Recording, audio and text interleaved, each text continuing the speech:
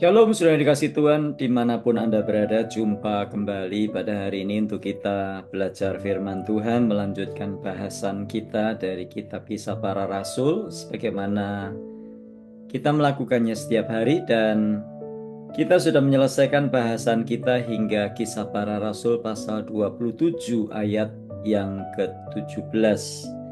Dan karenanya hari ini kita akan belajar ayat 18 hingga ayat 26, Kisah Para Rasul pasal 27 ayat 18 hingga ayat yang ke-26, masih seputar perjalanan Paulus yang ditawan dan dibawa ke Roma, tetapi mengalami banyak sekali masalah di tengah perjalanan, di dalam kapal, dalam perjalanannya menuju ke Roma. Mari kita baca saja Kisah Rasul 27 ayat 18 hingga ayat 26. Karena kami sangat hebat diombang-ambingkan angin badai, maka pada keesokan harinya mereka mulai membuang muatan kapal ke laut. Dan pada hari yang ketiga mereka membuang alat-alat kapal dengan tangan mereka sendiri.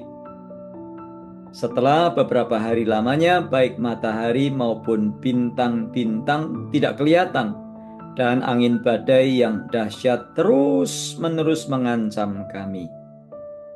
Akhirnya, putuslah segala harapan kami untuk dapat menyelamatkan diri kami. Dan karena mereka beberapa lamanya tidak makan, berdirilah Paulus di tengah-tengah mereka dan berkata, "Saudara-saudara, jika sekiranya nasihatku dituruti, supaya kita jangan berlayar dari kereta, kita pasti terpelihara dari kesukaran dan kerugian ini."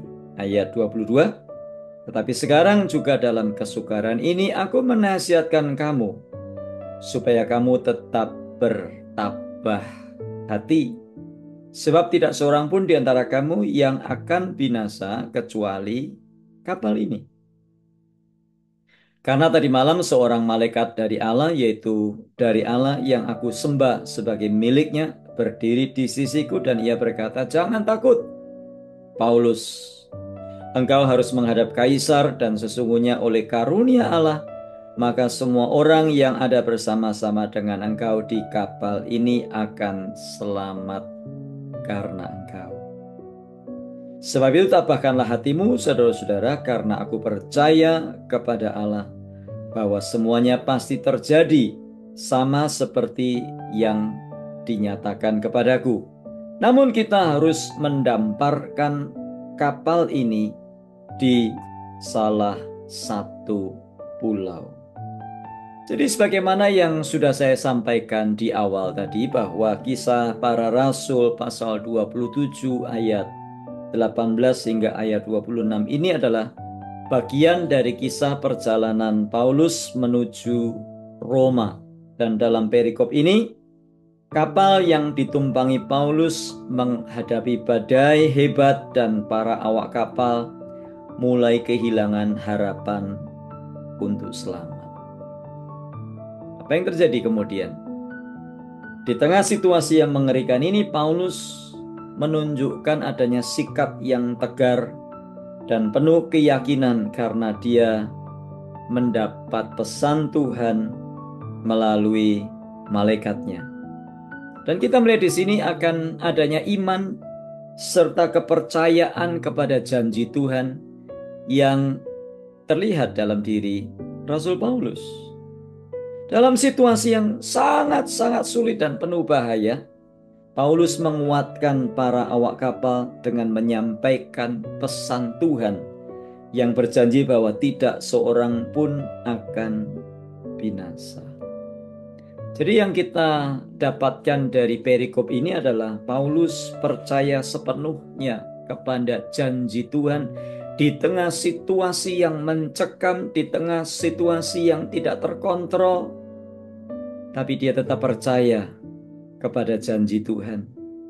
Dalam kondisi apapun, orang percaya bisa menemukan kekuatan pada saat mereka mempercayai janji Tuhan. Tapi bukan hanya itu saja, kita melihat Bagaimana Paulus mengambil peran sebagai pemimpin rohani di tengah krisis. Nah, inilah yang dibutuhkan oleh kita sekarang hari-hari ini, baik di Indonesia, di Amerika.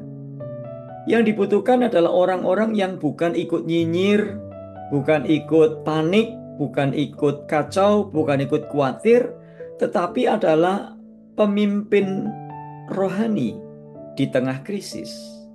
Kita melihat dengan penuh keyakinan Rasul Paulus berkata kepada yang lain, karena itu tabahkanlah hatimu, saudara-saudara, karena aku percaya kepada Allah. Ketegasan dan iman Paulus menenangkan orang-orang di kapal. Dan disinilah kita belajar bahwa seorang pemimpin yang memiliki iman dapat menjadi penguat bagi orang lain di tengah-tengah kesulitan yang ada. Dan sekali lagi dalam hal ini yang dibutuhkan adalah peran sebagai pemimpin rohani. Anda mungkin bukan pemimpin rohani. Anda mungkin adalah orang biasa, ibu rumah tangga, mahasiswa, pelajar, karyawan, buruh harian. Anda mungkin dokter, Anda mungkin driver, Anda mungkin apa saja. Anda bisa menjadi atau mengambil peran sebagai pemimpin rohani di tengah krisis. Pemimpin rohani yang bisa melihat segala sesuatu dari sudut yang berbeda. Di tengah dunia di mana orang terlalu mudah menjadi follower, ikut-ikutan, ikut panik, ikut kacau, ikut galau, ikut nyinyir, Anda dan saya dipanggil untuk berperan sebagai pemimpin rohani yang menyuarakan suara kedamaian, yang menyuarakan suara kebenaran, yang menyuarakan suara Tuhan, sehingga di dalam kondisi apapun yang kita hadapi, kita tetap tenang dan kuat, karena kita tahu ada janji Tuhan dan ada Allah yang besar yang menyertai kita semua. Terus maju, never give up, pantang menyerah, dan mari kita berdoa. Terima kasih buat firman-Mu hari ini. Biar firman ini menolong kami untuk kami terus mengingat bahwa kami dipanggil untuk berperan sebagai garam dan terang dunia. Berperan sebagai pemimpin rohani yang bukan justru ikut-ikutan galau, ikut-ikutan kacau, ikut-ikutan nyinyir. Tolong kami Tuhan untuk berfungsi dan mengambil peran sebagai pemimpin rohani di tengah kekacauan dunia ini. Di dalam nama Tuhan Yesus kami berdoa.